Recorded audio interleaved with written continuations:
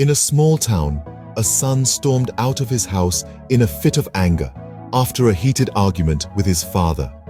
The bone of contention was a motorbike the son wanted, but the father couldn't afford.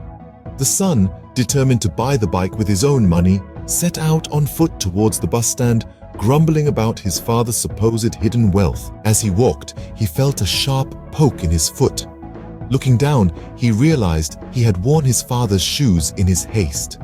The shoes had a protruding nail that was constantly poking his foot. Yet, his anger overpowered the discomfort, and he continued his journey. Suddenly, he remembered he had also picked up his father's purse in his hurry.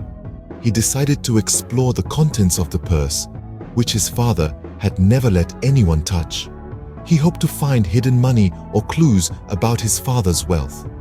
Upon opening the purse, he found an old diary instead of money. He thought this must be where his father kept track of his finances. However, when he opened the diary, the first page held a surprise. His face fell as he read the contents. The diary didn't hold records of hidden wealth or debts owed. Instead, it contained a list of borrowed money for different purposes. One entry read, "50,000 for my son's computer," the same computer he still used, oblivious of its origin.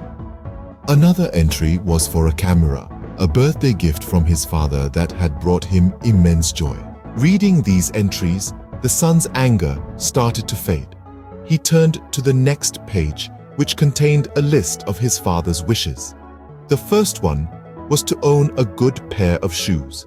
This puzzled him until he stepped into a puddle and realized the shoes he was wearing, his father's shoes, were worn out and had holes in them. Suddenly, he remembered his mother always urging his father to buy new shoes, but his father would always reply, "These will last a bit longer."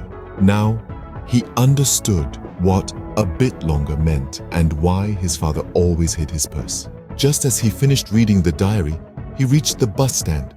Sitting on a bench, he turned to the last page of the diary.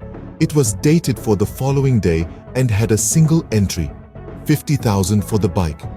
At this, his mind went blank. He had no grievances left, only tears streaming down his face.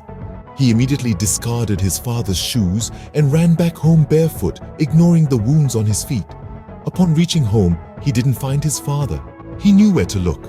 He ran to the local market and found his father at the bike shop. Seeing his father, he rushed to him and hugged him tightly. Tears streamed down his face as he told his father he didn't want the bike anymore. Instead, he wanted his father to buy shoes for himself. From that day forward, he vowed to work hard and earn everything he desired. If this heart-touching story resonated with you, please share it.